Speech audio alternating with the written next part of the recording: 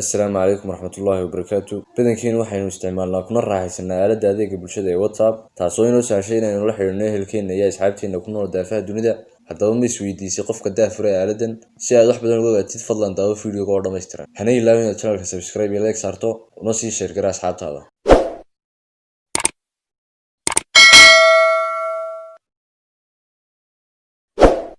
Chan Com waxa uu dunida kusoo biiray sanadkii 1976 waxaana uu ku dhashay tuulo yar oo sabool ah kuna taallay magaalada Kiev ee caasimadda dalka Ukraine. Waxaana uu ahaa wiilka kaliya ee dhaleen waalidkii oo asalkoodu ahaa Yahuud. Chan waxa uu kusoo barbaaray nolol saboolnimo, silic iyo saxariir intaba leh. Sanadkii 1992 waxaa kasii jirtay xaaladda dhaqaale ee dalka Ukraine, taas oo Chan hooyadii ku qasabtay inay u guurto dalka Mareykanka si ay u hesho nolol fiican.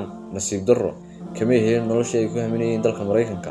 Channa waxa uu ku qasbanaaday inuu noqdo shaqaale nadaafadeed, xagga hooyadiina ay ka shaqayn jirtay tarbiyaynta carruurta. Intaa kadib, Chan iyo hooyadii waxaa caawisay lacagta ay bixiso xukuumaddu ee ay ugu talagashay dadka muhaajiriinta ah.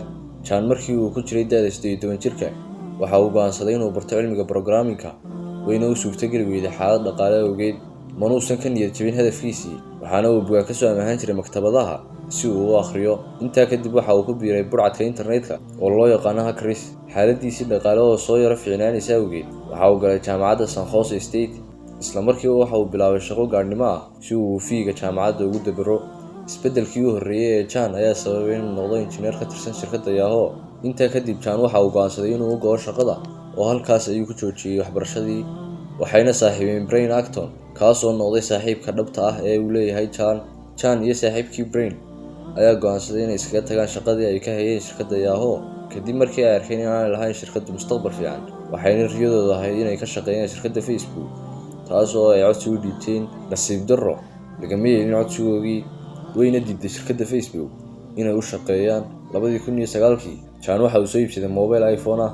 Xilligaasna may badnayn applicationada lagu wada xiriira, taas oo Chan u arkayay fursad uu ku samayn karo application lagu wada xiriiro. Waxaana uu fikirkii la wadaagay saaxiibkii Acton. Fikirka waxaa ka dhashay aaladda lagu wada xiriiro ee WhatsApp.